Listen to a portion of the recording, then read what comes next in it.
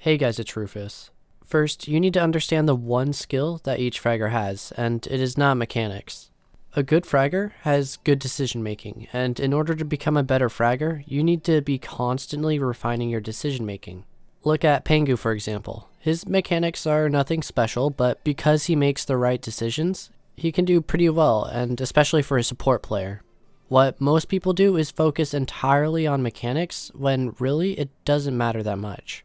I'll see people spend an hour on an aim trainer or in T-Hunt, but really, you're not doing anything when you train that much. You're just tiring yourself out. When it comes to actually improving your aim, it's best to train in intervals. So what I'll do is first warm up, and then every hour or two, I'll play some more T-Hunt to re-warm up. That's all you have to do, really. Aim develops with time, however, once you've gotten really comfortable, improvement will be slim, and it won't make much of a difference. Only a handful of your gunfights are won by aim, when the rest are all won by decision making.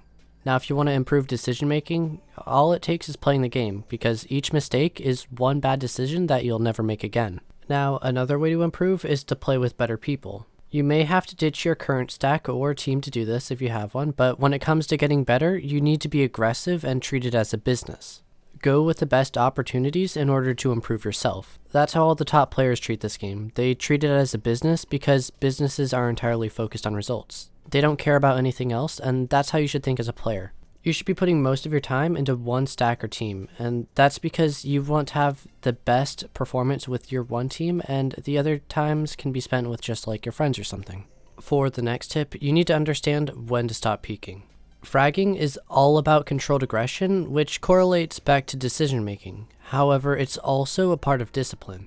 You need to have the discipline to wait. Your brain wants the dopamine of a kill, and so you need to talk to yourself. Let yourself know what it takes to win, because pushing solo and getting killed is going to stop winning from happening. And that lack of discipline will seep into your gameplay and also into your team.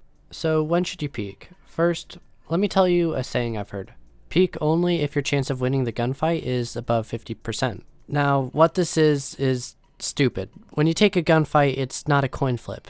That is a horrible habit to get into, and if you want to peek, there are several things that you should think about. 1. Do I even need to take a gunfight? If you're at an advantage, the answer is usually no. Otherwise, you should definitely try and take a gunfight if you're disadvantaged or in a clutch situation.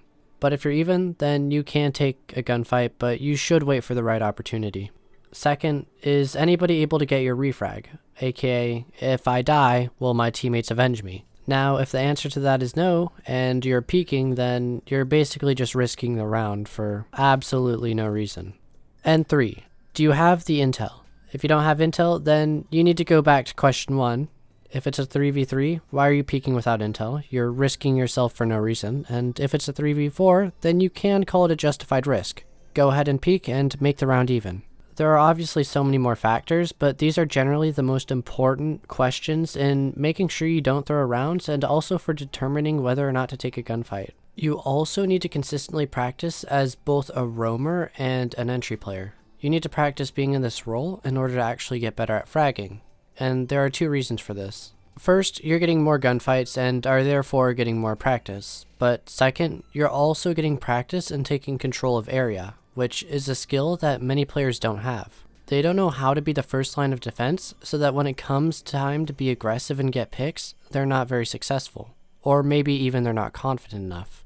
But if you only play support, your progress is going to come a lot slower, and it's just simple as that. Next, understand when to retreat a position. And by position, this can be anything, but roamers generally play by room. For example, if you're roaming on Clubhouse, it's the basement site and you're in cache.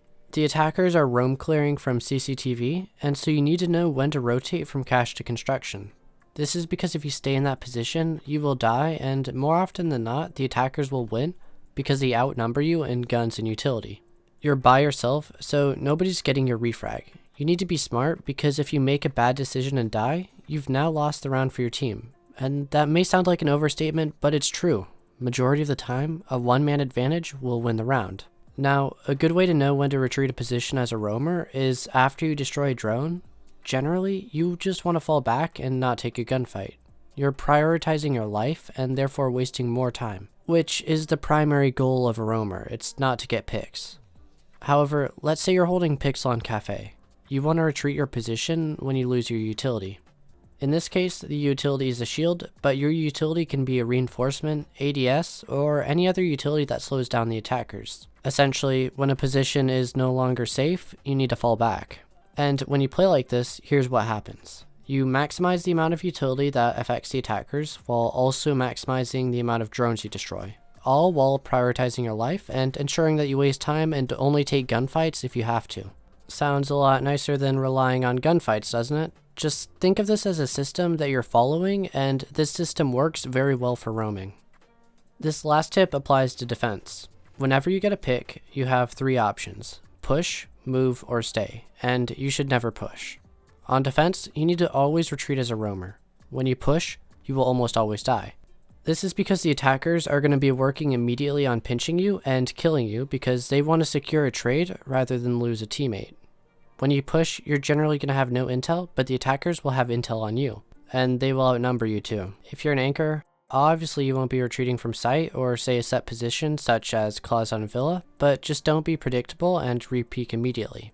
If you die in such an essential position though, you will lose the round, and this is especially true since there will usually be no refrag if you're stupid. Now, if you want to follow my Twitter, Discord server, or Patreon, link will be in the description below. However, that's all I'd say for this video, and if you learned something, give the video a like. And if you want to see more content like this, then subscribe. Toodles!